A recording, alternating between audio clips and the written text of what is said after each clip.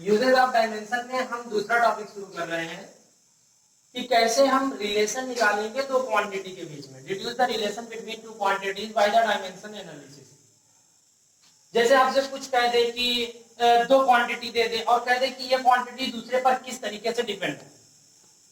तो डिपेंडेंसी दिखाने के लिए हम क्या करते हैं, जैसे हमसे कह दे कि एक पेंडुलम है, मान लीजिए हमसे ये बात को कह दिया कि एक सिंपल पेंडुलम, और सिंपल पेंडुलम को हमने क्या किया, यहां से फोर्स लगा करके इसको इनिशियल पोजीशन से थोड़ा सा विस्थापित कर दिया। जब विस्थापित किया तो ये जो है वो सिंपल हार्मोनिक मोशन करने लगता है, जैसे यहां से यहां आएगा, यहां जाएगा। तो इसका जो टाइम पीरियड है, टाइम पीरियड टी, वो टाइम पीरियड हमसे कह दे कि टाइम पीरियड टी, वो इसकी लेंथ एल और इस बॉब, जो इसका बॉब है उसका मास एम और ग्रेविटी जी पे किस तरीके से डिपेंड करता है। वो कह रहा है कि जो टाइम पीरियड है इसका वो डिपेंड कर रहा है एम, एल और जी पे किस तरीके से, आपको निकालने को कह दे। तो आप ये देखेंगे, आपसे कह रहा है टी डिपेंड कर रहा है एम, एल और जी पर, तो टी की डिपेंडेंसी एम पर देखते हैं, तो टी की डिपेंडेंसी एम पर देखते हैं, तो टी प्रोपोर्शनल टू एम। लेकिन कोई जरूरी नहीं कि डायरेक्टली प्रोपोर्शनल हो, एन की पावर कुछ भी हो सकती है, रूट में एम हो सकता है या 1/m हो सकता है, 1/√m हो सकता है, हमें मालूम नहीं है। लेकिन वो कह रहा है कि आप निकालिए, तो हम निकालेंगे तो क्या करेंगे कि हम मान लेते हैं कि ये एन की पावर ए या एन की जो डायमेंशन है वो अगर टी के रूप में लिखी जाए तो वो ए टाइप पे डिपेंड करती है। एल के नंबर पे जब आते हैं तो एल पे वो कहना है, एल पे मान लेते हैं बी टाइप पे डिपेंड करती है, और ग्रेविटी जी पे जो है वो मान लो सी पे, सी टाइप पे डिपेंड करती है। ये सिर्फ डिपेंडेंसी है कि ये इस तरीके से डिपेंड करती है। तो अब हम डिपेंडेंसी के साथ यहाँ प्रोपोर्शनल का साइन लगाए हैं, अगर इसको हटाएंगे कांस्टेंट लगाएंगे तो P इज इक्वल टू कोई कांस्टेंट के ले लेते हैं, n to the power a, l to the power b और g to the power c, ये हो जाए। अब हम यहीं से डायमेंशन, हमें मालूम क्या है, कोई इक्वेशन एकदम सही तभी हो सकता है जब लेफ्ट हैंड साइड की डायमेंशन और राइट हैंड साइड की डायमेंशन दोनों क्या हो जाए, बराबर हो जाए। तो हम पहले लेफ्ट हैंड साइड की डायमेंशन लेते हैं, तो लेफ्ट हैंड साइड की डायमेंशन जब लेंगे तो लेफ्ट हैंड साइड में t की डायमेंशन निकाली जाएगी, t टाइम है तो टाइम की डायमेंशन हो जाएगी t, ठीक, ये टाइम की डायमेंशन। अब इसके बाद जो है हम राइट हैंड साइड पे आते हैं, तो राइट हैंड साइड पे हमारे पास क्या है, यहाँ k है, कांस्टेंट की कोई डायमेंशन नहीं होती तो इसकी कोई डायमेंशन नहीं होगी। यह मास है, मास द्रव्यमान की डायमेंशन m होती है तो m ले लिया और इसकी पावर a है। l लेंथ है तो लेंथ ले लिया तो l की पावर b है, और ये ग्रेविटी g एक गुरुत्वीय त्वरण है, तो गुरुत्वीय त्वरण एक्सीलरेशन ड्यू टू ग्रेविटी है, तो इसकी जो डायमेंशन होगी वो होती है lt-2, आप निकाल सकते हैं आराम से एक्सीलरेशन की, और ये c हो जाएगा। अब ये हो गया आपका, इस सबको साथ लिख देंगे तो m की पावर a, यहाँ l की पावर b है और यहाँ l की पावर c है, तो इन दोनों को जब आप गुणा करेंगे तो गुणा में घातें जुड़ती है, तो हो जाएगा l की पावर b प्लस c,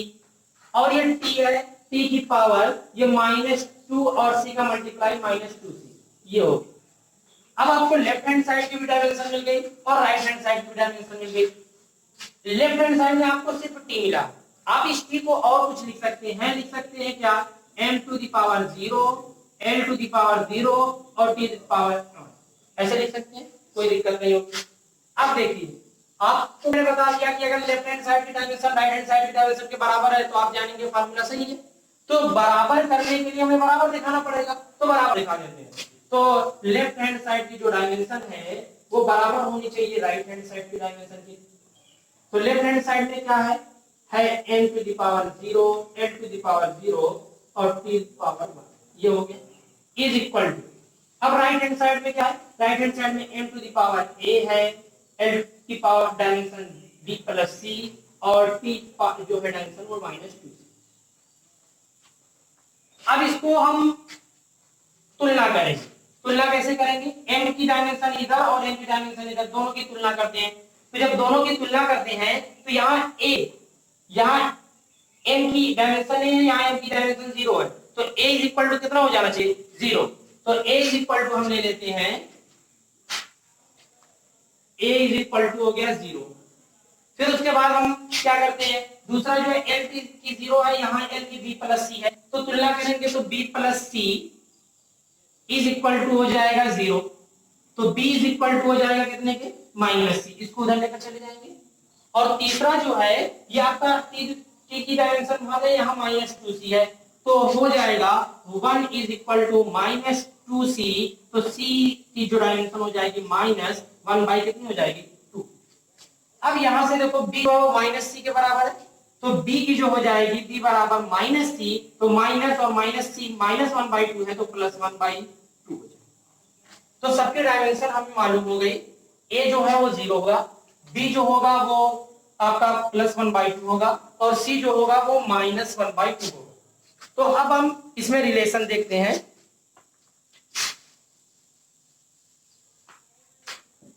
देखिए रिलेशन क्या हमने लिखा था, रिलेशन लिखा था यहाँ T is equal to K M to the power A L to the power B और G to the power C। तो T इज इक्वल टू हो जाएगा K M,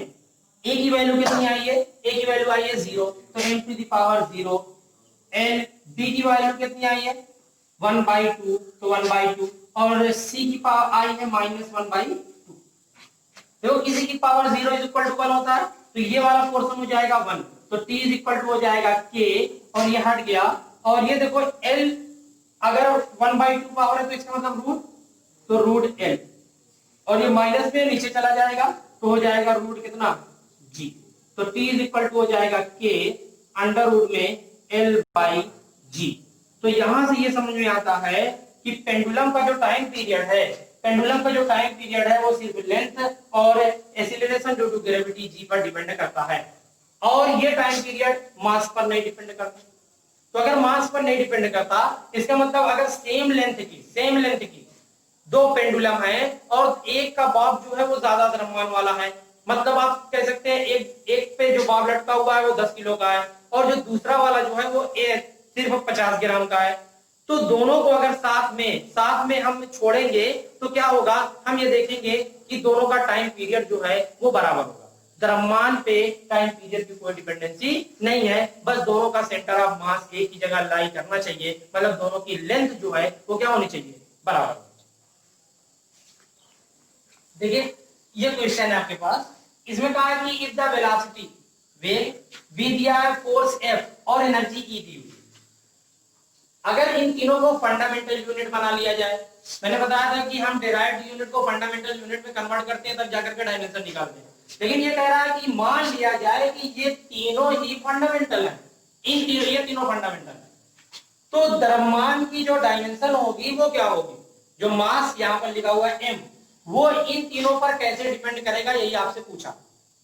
तो बेहतर है कि अगर आपके पास ऑप्शन है तो आप ऑप्शन से चेक कर लीजिए, काट पीट करके सब यूनिट कि अगर जिसमें एक यूनिट के बराबर आ जाए वो सही है, लेकिन अगर आपको चारों नहीं चेक करना है तो क्या करेंगे, अब देखिए कैसे निकालेंगे। तो कह रहा है कि m डिपेंड कर रहा है किस पे, m डिपेंड कर रहा है v पर, f पर और e पर, हमें मालूम नहीं कैसे डिपेंड कर रहा है, हम मान लेते हैं कि ये v पे a टाइप डिपेंड करता है, f पे b टाइप से और e पर c टाइप से। तो हम फिर m इज इक्वल टू कोई कांस्टेंट ले लेते हैं k,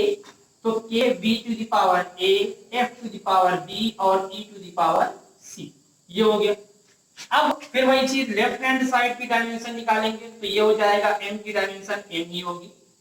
और इसको हम लिख सकते हैं m to the power 1 l to the power 0 और t टू द पावर 0, ऐसा लिख सकते हैं, क्योंकि l और t की डायमेंशन जो है वो यहाँ,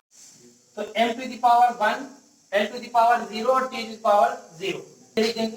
अब राइट हैंड साइड पे जब चले हैं तो राइट हैंड साइड पर हो जाएगा, राइट हैंड साइड पर v है, तो v की डायमेंशन जो हो जाएगी वो l t-1 हो जाएगी, इसकी पावर a दी हुई है। अब फोर्स की जो है वो m l t-2 होती है, ये पावर b हो जाएगी, और एनर्जी वर्क से है तो वर्क की जो होती है वो होती है m l2 t-2, तो इसकी जो हो जाएगी वो c लिखेंगे। तो अब इसको और अच्छी तरीके से लिखते हैं, यहाँ l to the power a है, यहाँ l to the power b है, और यहाँ l to the power 2c है, लेकिन m को पहले लिखते हैं तो m to the power b है और m to the power c है, तो हो जाएगा m to the power b plus c। l पे आते हैं, l यहाँ a है तो l की a हो गई और यहाँ l की b हो जाएगी तो प्लस b कर देते हैं, और यहाँ l की 2c हो जाएगी तो प्लस 2c कर देते हैं। अब फिर t पे आते हैं, t की हो जाएगी -1, मतलब -1 का a में मल्टीप्लाई a, और यहाँ -2b और यहाँ -2c, ये हो। अब फिर आपको लेफ्ट हैंड साइड की डायमेंशन बराबर रखनी है राइट हैंड साइड की डायमेंशन भी, रख दिया तो ये लिख देंगे m की 1, l की 0, t की 0 इज इक्वल टू यहाँ m की b प्लस c, l की a plus b plus 2c और t की -a -2b -2c, ये हो। अब फिर इक्वेशन बनाते हैं। अब m की 1 है तो 1 इज इक्वल टू हो जाएगा b plus c, equation number first लिख दें। फिर दूसरे में a plus b plus 2c is equal to 0, equation number 2 कर दें। और फिर तीसरा जो है वो -a -2b और -2c is equal to 0, equation number 3 हो।